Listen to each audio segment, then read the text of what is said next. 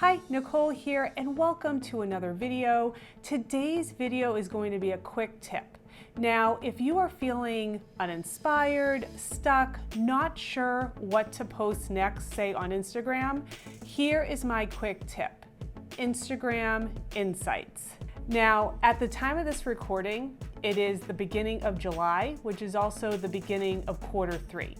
So at this point, it's always nice to reflect back to see what performed well, what didn't, and what to do moving forward. So I'm going to show you, I go into my Instagram account, and in the upper right-hand corner, you have those little lines. You go into Insights. Now, this is always improving and they're always adding on new little metrics. So it's always great to check back to see where things are landing. So you will see that you can look at posts, stories, reels, IGTV. There's a lot of different options. So we're going to go into posts and we'll check on that little arrow on the right.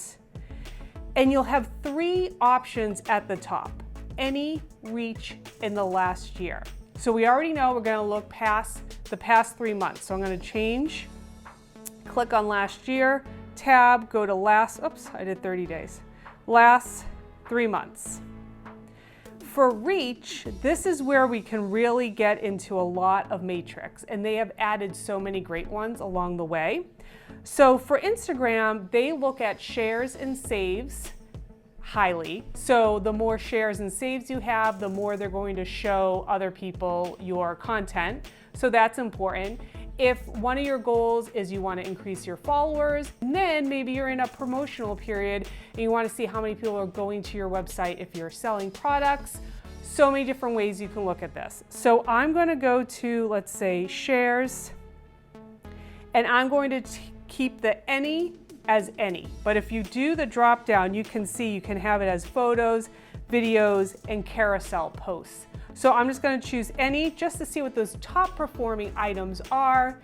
Then once I have this information, I am going to do more of what's performing the best, but I'm going to change it up. If I'm feeling uninspired, stuck, maybe I should try a different media format.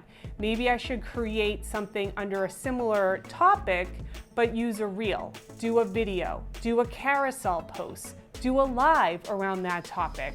So highlight maybe your top 5, 10 items, and then get creative on how to repurpose or to recreate that information in a new and exciting way that maybe your audience hasn't seen in a while. Okay, have fun with this. That's my quick tip of the day. Get inspired, have fun, and I'll see you next time. Bye.